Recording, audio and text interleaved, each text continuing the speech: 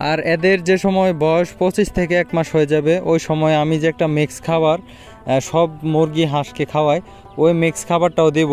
যেহেতু খাবারের দাম আপনারা জানেন অনেক বেশি, যদি খাবারের ম্যানেজমেন্টটা ঠিক হয় তাহলে কিন্তু সব কিছু পালন করেই লাভবান হওয়া যায়।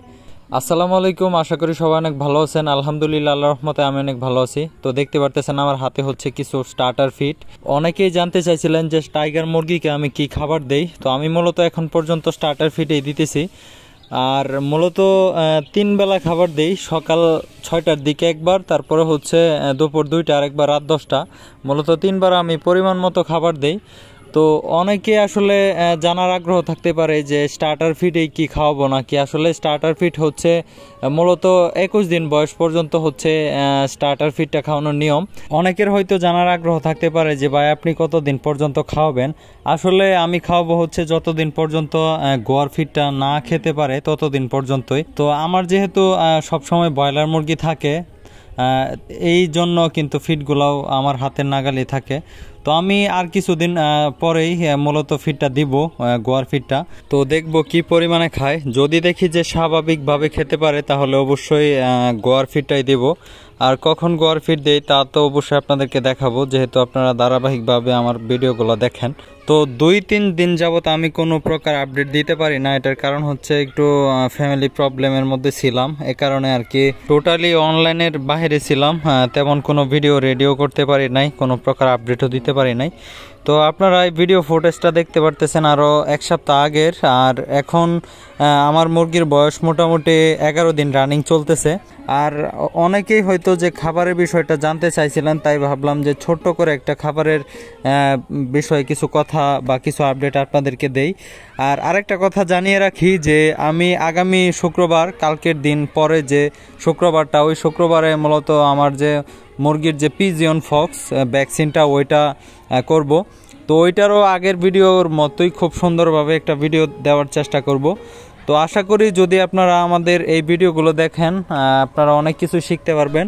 তো শিখা না শিখাটা নির্ভর করবে আপনার উপর, আপনি ভিডিও দেখে কতটুক বিষয়টা বুঝতে পারতেছেন তার উপর। তো আমি আসলে আমার প্রত্যেকটা ভিডিওতে বলি, আপনারা যদি কোনো বিষয় না বুঝে থাকেন তাহলে নির্দ্বিধায় আমাকে কমেন্ট করবেন, আমি তাৎক্ষণিক আপনাদের কমেন্টে রিপ্লাই দেব। তো অনেকেই আসলে কমেন্ট করে, যারা করে তারাই আসলে জানে। আমি পূর্বে থেকেই মানে ধারাবাহিকভাবে কমেন্টে রিপ্লাই দিয়ে আসছি। তো আসলে কথার ক্ষেত্রে অনেক কিছু মিস্টেক হতেই পারে, যেহেতু আমি কোনো স্ক্রিপ্ট লিখে আপনাদের সাথে এসে কথা বলি না। তো এই জন্য হয়তো অনেক কিছু মিস্টেক হয়ে যেতে পারে।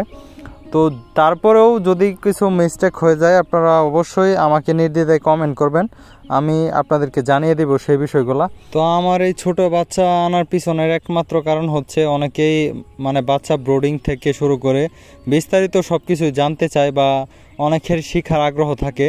তো যদি আমি বাচ্চাগুলো না আনতাম হয়তো তেমনভাবে আপনাদেরকে বিষয়গুলো দেখাতে বা ভিডিও দিতে পারতাম না। তো তারই জন্য মূলত বাচ্চাগুলো আনছি। আর ছোট বাচ্চা আনলে হয়তো যে পালন করে যদি পরবর্তীতে বিক্রি করা হয় তাহলে কিন্তু মোটামুটি ভালো একটা প্রফিট পাওয়া যায়, সেটা হচ্ছে আরেকটা কারণ। তো আজকে ভাবলাম যে খাবারের বিষয়টা আপনাদের সাথে শেয়ার করি। তো এই জন্য মূলত আজকের এই ভিডিওটা। আর এদের যে সময় বয়স 25 থেকে 1 মাস হয়ে যাবে ওই সময় আমি যে একটা মিক্স খাবার সব মুরগি হাঁসকে খাওয়াই, ওই মিক্স খাবারটাও দেব। যেহেতু খাবারের দাম আপনারা জানেন অনেক বেশি, যদি খাবারের ম্যানেজমেন্টটা ঠিক হয় তাহলে কিন্তু সব কিছু পালন করেই লাভবান হওয়া যায়, এটা অনেকেই জানেন। আসলে যারা সবচাইতে বেশি লাভবান হয় তারা হচ্ছে যারা খাবার সরাসরি উৎপাদন করে। এখন কিন্তু আধুনিক প্রযুক্তির যুগ, এই প্রযুক্তির যুগের মধ্যে এসে ছোট ছোট মিনি মেশিন পাওয়া যায়, ফিড তৈরির মেশিন। তো এই ফিড তৈরির মেশিন কিন্তু অনেকে যাদের বেশি মুরগি আছে বা হাঁস গরু আছে তারা ফিড তৈরির মেশিন নিজে ক্রয় করে ফিড তৈরির জন্য যে সব কাঁচামাল লাগে, যেরকম ভুট্টা, গম, তারপরে বিভিন্ন আদার্স সব কিছু কিন্তু মিশিয়ে তারা মানে একটা ফিড তৈরি করে নেয় তাদের নিজের মতো করে। তো এইভাবে যদি কেউ করতে পারে তাহলে খাবারের খরচ আরও কমে আসে। তো আসলে যেহেতু আমরা শখের বসে মুরগি পালন করি, পরিমাণে অল্প, এত বেশি না। তো এই ক্ষেত্রে আমরা মানে চেষ্টা করি যে সব সময় কম খরচের ভিতরে হাতের কাছে যে জিনিসগুলো পাওয়া যায় ওই জিনিসগুলো দিয়ে আর কি মানে অর্গানিকভাবে মুরগিকে খাওয়ানোর।